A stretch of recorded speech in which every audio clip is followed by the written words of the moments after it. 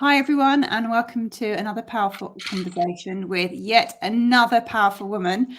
We've gone across the waters today, and I'm delighted to be joined by Romy Marlo. We met a few months back through LinkedIn and hit it off, and I think we share very many passions and interests on our why and what our missions in the world are. And she has some great stories to share, so I'm delighted that she's here to join me. So thank you for joining me, Romy. Thank you so much for having me. I'm really honored. I love that we get to connect across the pond, as they say. Yeah. It's kind of a special event whenever that happens. I love that we have this opportunity to connect across the world. This is not something that we could have done this way, even 20 years ago. I don't think that this was quite available yet. So well, even 5, maybe. I mean, it would. I remember there was what was that? There used to be a platform that you could do this on, but it wasn't this. I'm not even sure that you could record it and put it online. I'm trying to remember what it was. It's how I used to call my parents all the time when I lived overseas. Yeah. I'm trying to, but anyway, so yeah, this is relatively new and it's such a gift. So start by telling us who you are and what you do. So my name is Romy Marlo Ellis. I am an executive leadership coach. I am also the founder and CEO of the Uncommon Woman, which is a global empowerment platform for women. And in that platform, we really focus on lifting the voices and visions of women so that women can be seen and heard and celebrated and are able to take their greatness and their gifts back out into the world. So I've been doing this work now since 2015. I was previously a teacher. I was a high school teacher for 10 years, and then I moved into the fitness industry and was a fitness professional and gym owner for 5 years. And that's actually really where my passion for serving women and supporting women who have powerful stories and helping women kind of rebuild their foundation started, was actually in the fitness space. So many women would come to me saying, I'm ready to lose weight, or I'm ready to, change my body. I'm sick and tired of the way that I feel. And what I would often say to them was, well, why do you want to lose weight? What's behind that? And they would think, well, that's an odd question. And I'd say, well, no, it's not. Like, why do you want to lose weight? And then they would say things like, well, I want to lose weight because I don't feel good. I don't like who I am anymore. I don't like my body. There'd be a long list. And I'd say, well, why don't you like who you are anymore? And they would look at me and say, I never thought about that. So we'd get really deep really quick. And by the time that we were done having a conversation, they weren't there really to change their bodies. They were there because they were unhappy in their lives. They maybe were unhappy in their marriages or in their relationships. They were at a crossroads. They were often going through some kind of like a midlife shift, right? Sometimes marriages were ending, or children were moving out of the house, or they were looking at changing their careers, or they were retiring. And actually what they really wanted was transformation of some sort. And so I did that for 5 years. And then I started recognizing that what women had in common was the desire to transform their lives and be happy and healthy and lucrative and purposeful. And I thought, I love the work that I do in the gym, and it's really powerful and it's actually making an impact. But I know that if I was to transfer these skills over to something like coaching, which I didn't even know really existed at the time, if I was able to go and do consulting, which is kind of what my original plan was, and then it turned into coaching and mentorship, I think I'll be able to make a bigger difference in the lives of women and have a greater impact because I was able to go online. And so in 2015, I launched my mentorship and coaching business, and I also then launched the Uncommon Woman. And it's just been a beautiful journey of growth and transformation and evolution, of course, in my own life, but also just witnessing other women really step in and become just incredible, powerful women who they always were, but didn't realize it. So often we just need somebody to say, I see this in you, and I know that you may not see it in you. So just lean in on my belief about who you are until you start to see glimpses of it, right? And we'll stand in solidarity through that.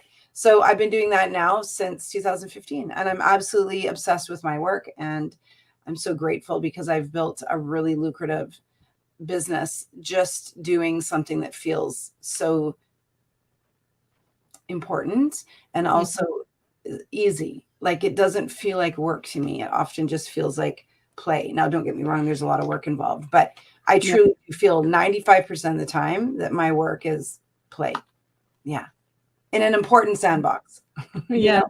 Yeah. I mean, that's just so inspirational. And I think many people listening would think that's really enviable, to be in a situation where work genuinely feels like play and you're making a difference in the world as well. So it goes to show that it definitely is possible and is achievable. Absolutely. But I suppose my main question is, and I guess I have my own thoughts on it, is why is it that women find themselves in that sort of situation to start off with? It, what is it about women that has us believing that we can't go out there naturally and always be in our power? That's a loaded question. There's a few questions in that question. So I'll start with the first one. You know, why do women believe this? Well, first of all, I would like to just frame this by acknowledging that it's not just women.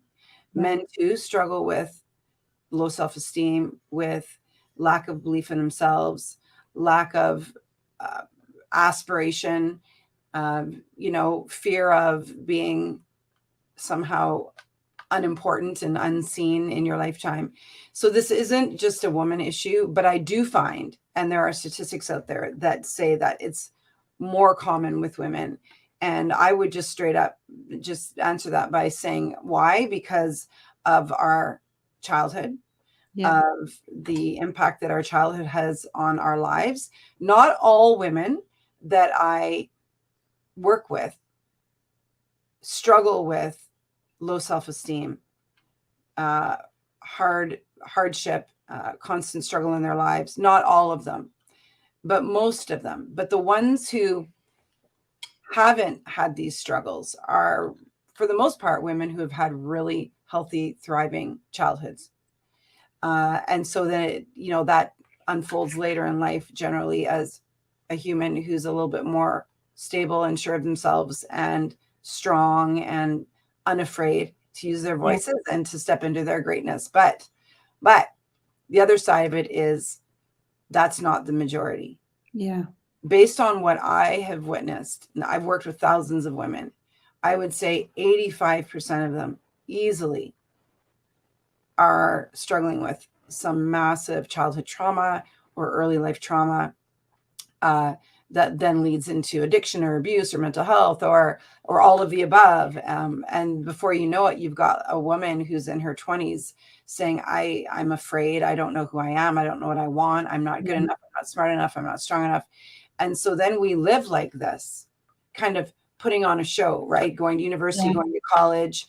We still have our youth behind us. So we've got lots of energy and we've got lots of light that just kind of oozes from us naturally.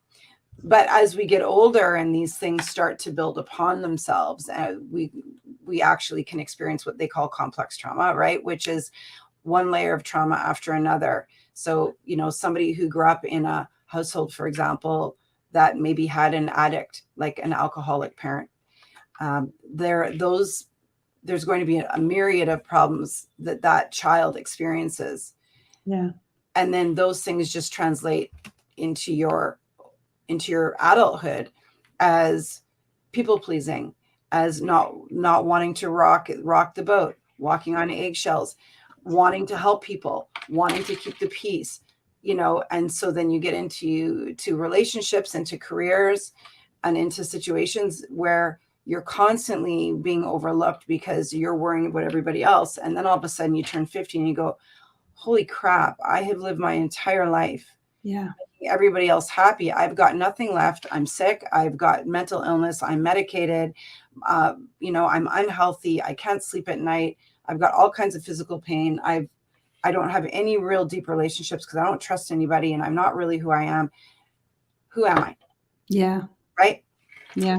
And so I know that that's kind of a long-winded answer, but I would say that I could say that that's generally what happens. Yeah. And so then what I do with women is say, let's start at the beginning. Let's go back. Like, when women say to me, I don't lack any confidence, I just ask them, well, where was the first time, where were you, or what was the first memory that you have where you really felt like you weren't confident, that you weren't good enough?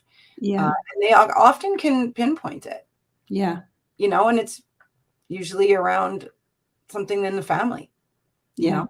Somebody told me something, or I did something and nobody ever acknowledged it, and this kind of stuff, right? So yeah. I think it's fascinating how our brains have a way of, well, I know that the way that our neural pathways are formed, that every time we behave in a certain way, it reinforces that neural pathway, so it becomes more and more unconscious at our behavior. But I do think it's fascinating, taking up on your point about how we can normally remember an event. Right. And I think, to me, when I've been doing my own self-development work, there are definitely 2, 3, 4 standout events that you think, right. I mean, they might not even have felt that big at the time, but they're always the ones that come front and center when you're having a moment of crisis, whatever that might be. It's true. Yeah. It makes me think of a highway. So you have a freshly paved highway. So let's just say that the freshly paved highway is a young child who has yet to experience the negativity and, the toxicity and the trauma and all of that. So you have this freshly paved highway. If we're talking about neurological pathways, and then you have one car drive over it, and it probably doesn't even really leave a mark, maybe like a little slight tread mark, but that's it. Yeah. But then you have more traffic over time start to run through that until there's actually grooves in the highway where you can see that people have put their tires here, and it's time tested and true, and it's where everybody just drives because it's the default, right? So you just go here and it's your default. So I feel in many ways like it's that way when it comes to trauma and trauma response, right? Is that we have a situation that traumatizes us, we respond, or we react in a certain way, which is not response. Response is more thoughtful and deliberate. We react in a certain way, and it gets us a certain outcome. And sometimes that outcome is simply, I made it. Like I survived. I didn't get hit, or I didn't get, or I got hit, but I'm still here. And so the way for me to actually save myself is to go down this path. Yeah. And this isn't always the path of least resistance, but it becomes the default. It becomes the only way, right? Yeah. Because veering off of that path is a risk. Yeah. What if I don't do this? What if I do this? Am I going to get hit? Yeah. Is it going to hurt more? Is the trauma going to be worse? Are the insults going to be deeper? Is the pain going to be, harder for me to overcome? And so staying in that default, it just becomes like a safety zone. Even though the environment around you changes. I think of highways, how the environment around the highway changes. And eventually you have to drive differently. You've got new people coming in, all kinds of, but because it's where we've always gone, it's what we always do. And so to be able to rewire those neural pathways is a long, it's a long process. It takes practice. It's the same thing. You got to create a new practice and repeat it over time until you start to veer off into a different lane. But because these things are seated in childhood, which is where our brains are actually forming and becoming who we are, it takes more work because now you've got 50 years of experience and you've got your lens that you see things through and you've got more stuff going on. So we don't have that blank canvas anymore. Yeah. And so I feel that that's what we're working on now. I feel as a collective is having these conversations about what happened in my childhood. Who was I? What was my environment like? What was my basically my natural reaction, which is, fight or flight or freeze. What was I doing back then? And now can I undo that and become more conscious and intentional about the ways that I respond to my environment so that I can actually I get to create my own environment this time. Yeah. Right. Yeah. Mm-hmm. So from all the women that you've spoken, helped over the last years, what would you say is a sort of a fairly average amount of time it takes for a woman to gain increased awareness and to form these neural pathways? And I know there's no one answer, and there really isn't. Yeah, there is no average. What I can say is that some women have really, really quick, they get quick results. It just really depends on the kind of trauma you have. It depends on your coping mechanisms, your support system, your desire to transform, the amount of time you have, the amount of time that you put into it.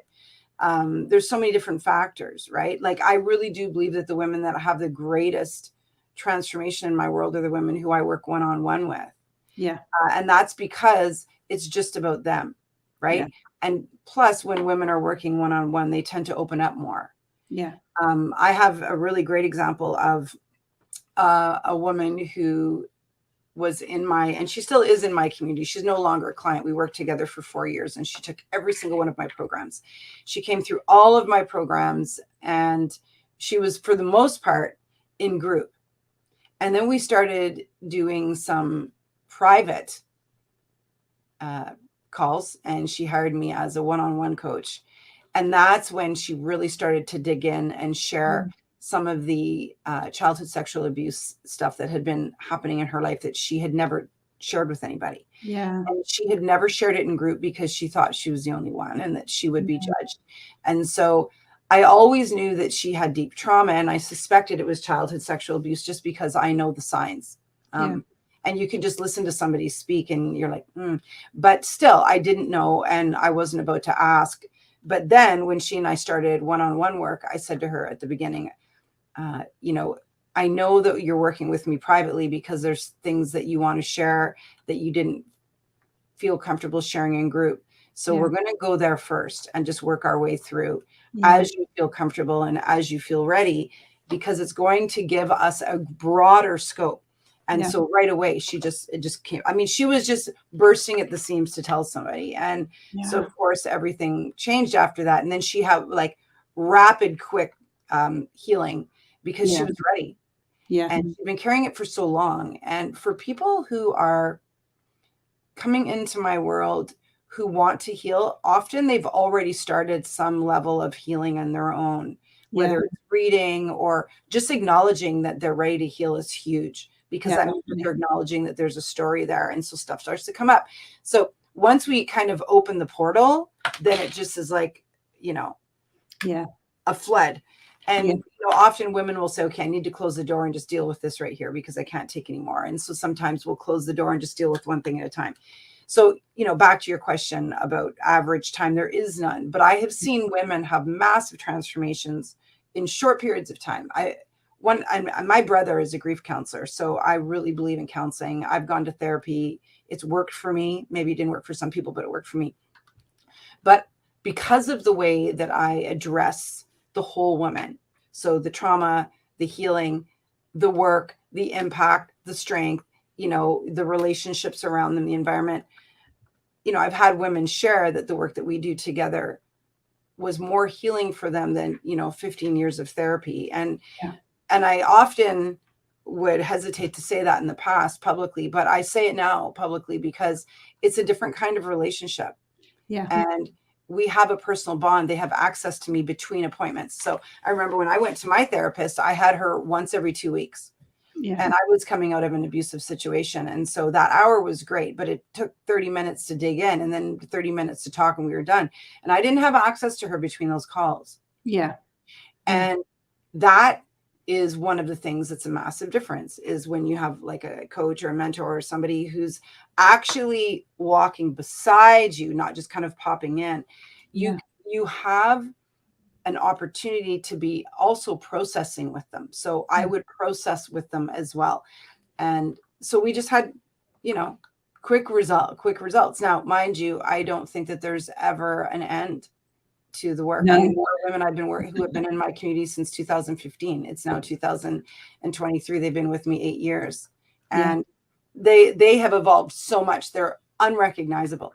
However, they keep saying to me, the more I pull back, the more I realize that there's still work to do. You know, so it never ends. I really don't think it does. And if people think that it does, then there's probably stuff that they just aren't addressing because new stuff comes up as well. Exactly. And I think from my own experiences, you can't sort of set a timetable to it, which is hard for somebody like me who's very structured. But these things come up when they come up, and because you're ready for them to come up at that point, and you don't know what you don't know until it's there.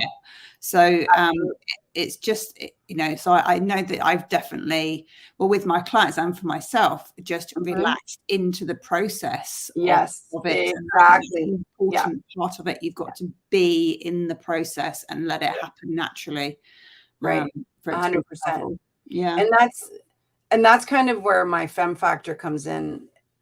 So recently I've kind of coined this concept, which is feminist energetics. Can't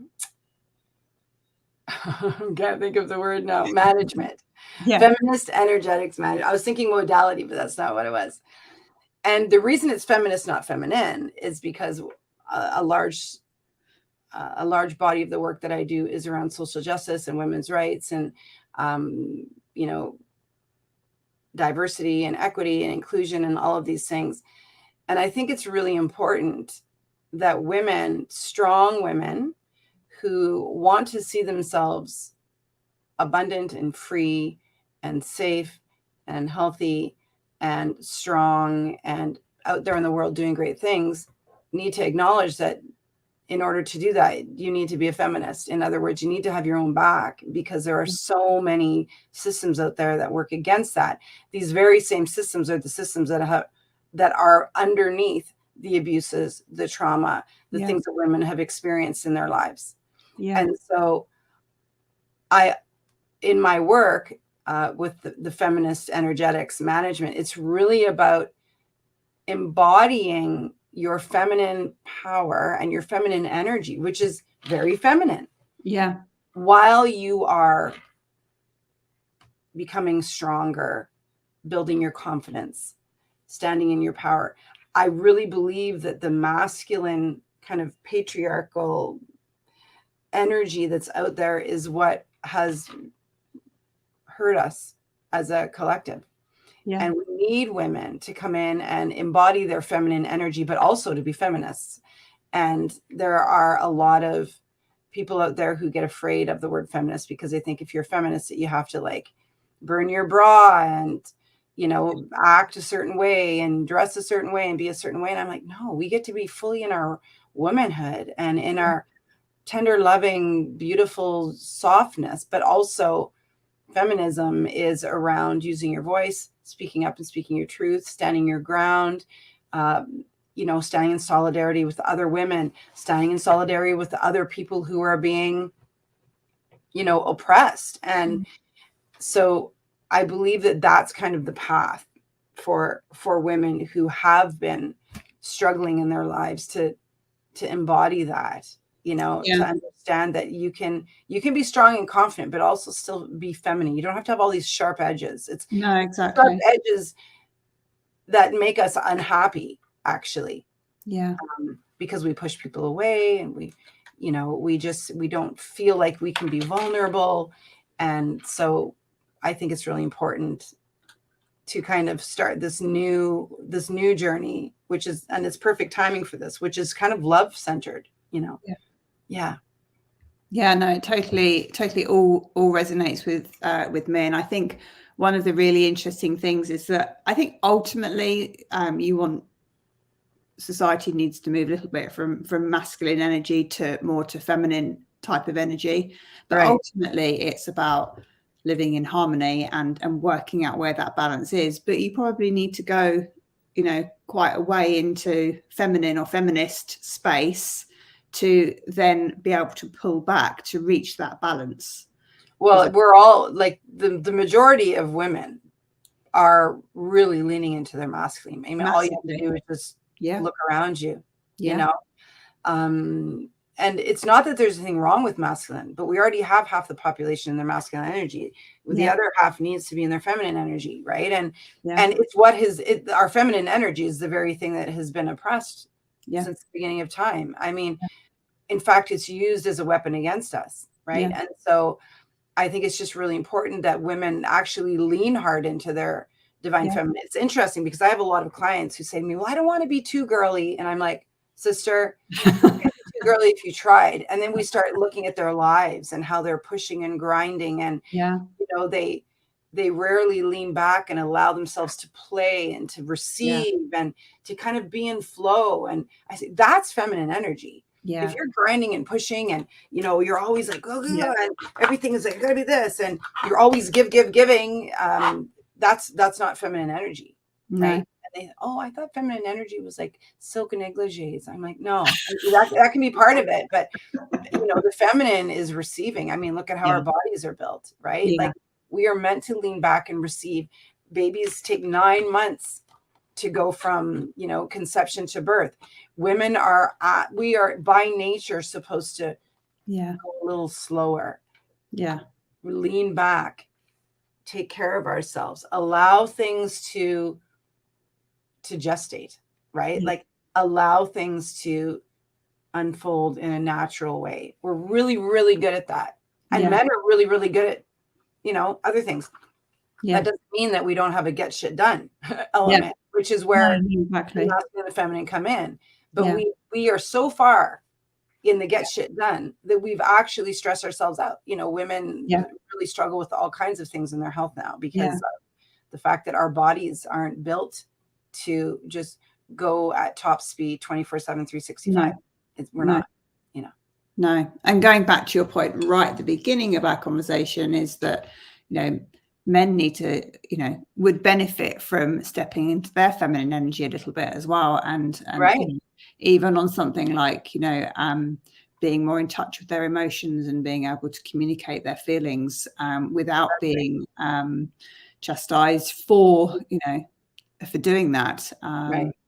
Yeah. And I think it's the same thing that's happening to women in some ways is happening to men when it comes to suppression, right? So, this is something that I don't know as much about, but I certainly, whenever you are studying feminism or whenever you're in the space that I'm in, it's very natural to talk about what are men experiencing.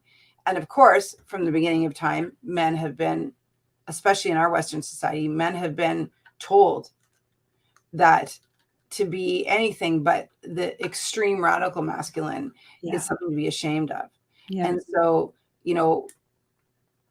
which goes against their desire to take care of their families, to provide, to bring forward kind of like an experience or an environment for their families.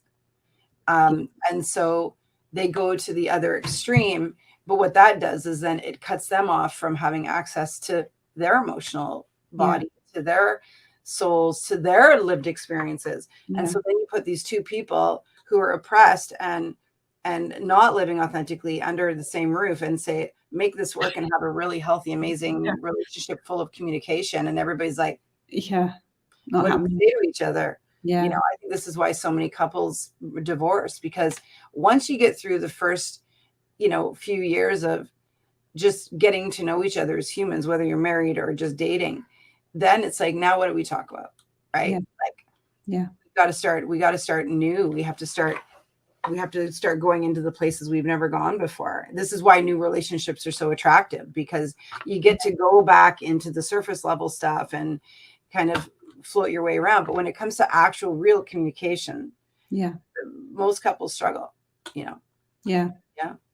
And then it's also hard when one party puts effort into dealing with their past traumas, etc., and the other party isn't willing to go on that journey as well.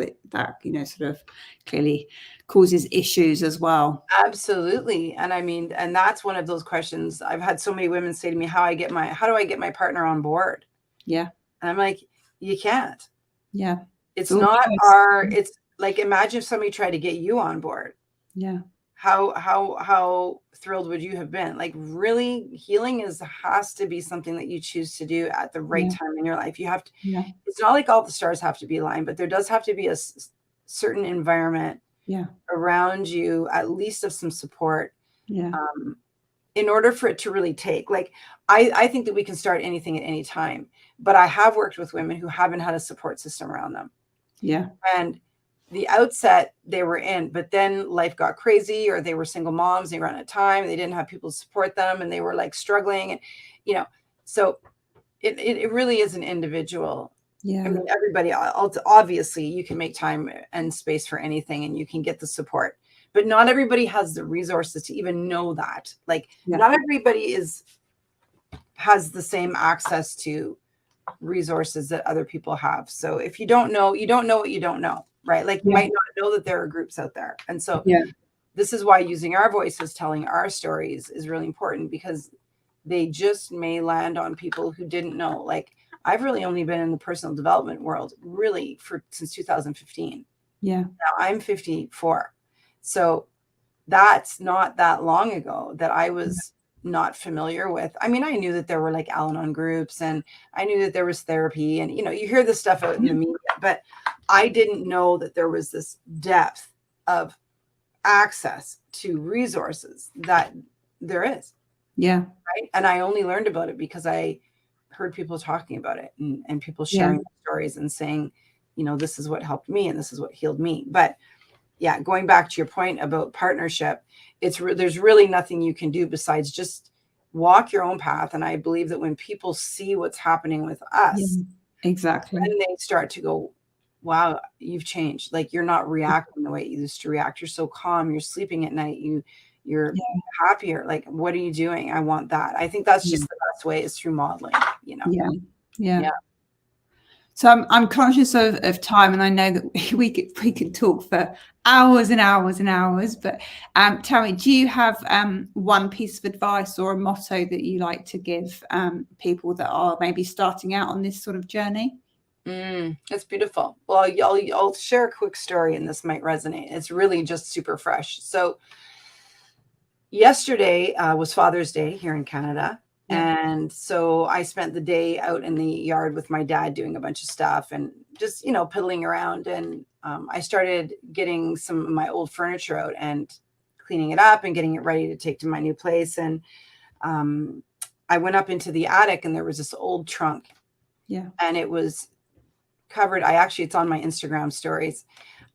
It was covered in paint on the top, and it was all rusted, and it was just a mess. And so I took it down, but I have this ability to kind of see the possibility in things. And I think that that's really important, that we just have to know there's possibility. And so I took it down, and I did a little Instagram live about it. And I was like, here's this trunk that is from my childhood that's been sitting up in my dad's garage. It's been painted. It's rusted. I'm going to see what I can do to clean this up. And I'm going to take the time, and I'm going to put some elbow grease into it. And I'm going to work on it bit by bit, and I'll, kind of update everybody. And so I did. I sat down and I tried a bunch of things that didn't work. I tried like Brillo, and I tried Silvo, and I tried all of these different things that are supposed to take rust off, and nothing was working. Anyway, my dad came out and he said, I've got this wire brush that like goes on a drill, and it goes really fast. And he said, why don't you try using this? If you use this, I think it might take off some of the rust. And he said, the paint, I think you're going to have to take off with paint remover, which is like a really messy, gross job. And he said, but why don't you try this? And I said, okay. I'd never done anything like this before. So he had to get me like a pair of goggles. And then I had like these ear things because it was loud. And I'm outside in a sundress. Like, it's hilarious. I'm in a sundress, and I'm like doing this. I'm doing this like sanding. And I'm all of a sudden, slowly, I started to see these little glimpses of silver. Wow. Show up all over the front. And it's punched tin, or hammered tin. And so there's flowers all around it, on the top, on the side. And it's wood. It's absolutely gorgeous. And 5 hours later, after just sitting down and focusing in on this one task, which was to turn this something that was dirty and looked like it was hopeless and looked like there was no way it was ever going to be beautiful again, to this incredible piece of furniture that is stunning. It's silver all the way around, and it's got embossed flowers all the way around. I sanded the wood. It just looks like a completely different piece of furniture. Yeah. And when women come to me and say, I just don't think that I'm healable, I just don't think that I'm ever going to be beautiful again, I just think of the millions of women that I've worked with in the past who said the same thing. And I remember one time one of my clients, when I owned my gym, came to me and she had, you know, this whole story about how she was overweight and she was unhappy and everything was falling apart in her life. And she said, I just don't know what to do. And I said to her, when you're ready, I'll be here. Yeah. And nobody had ever said that to her before. Nobody had ever said, I'll stay. Yeah. Like, I'm going to be here for you. Call me in 3 months, 6 months, and I'll be here. But when you call me, we're going to walk. And so she kind of looked at me and she said, nobody's ever said that to me before. That's amazing. And she signed on right there and she had an amazing transformation. And I kind of think that, you know, you got to find the right person and you got to be ready for work. Yeah. But there is beauty in each of us. We just have to allow it to show up, kind of like the trunk, you know.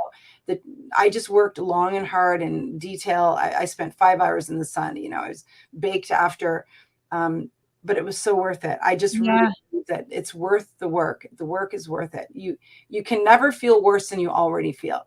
So even in the healing journey, when it feels dark, you actually can go, wow, this is hard, but I do feel better. I feel lighter than I ever did. So there's no going back. There's only going forward. So you're only going to feel better than you felt, not worse. Yeah. I love that story. That is such a great analogy to share as well. Yeah, so, I'm really excited. I think I'm going to do an Instagram live about it. I think analogy. Yeah.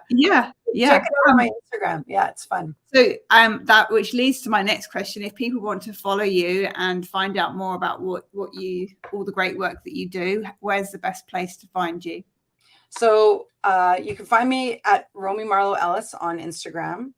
You can find me on LinkedIn, which is also a platform that I'm really using a lot, at Romy Marlo Ellis. And then at the uncommonwoman.inc on Instagram. It's a brand new account, actually. I haven't even started posting on it yet because I've shifted accounts, but it will be live very soon. And then on Facebook at the Uncommon Woman as well. So at Romy Marlo Ellis or at the Uncommon Woman are the two places that you can find me. Yeah. That's fab. And I will share the links with everybody as well. Thank you so much. I'm so grateful for. Yeah, I've really enjoyed talking to you today. So thank you so much for your time. So much. Have an incredible day. Yeah, you too. Thank you. Bye.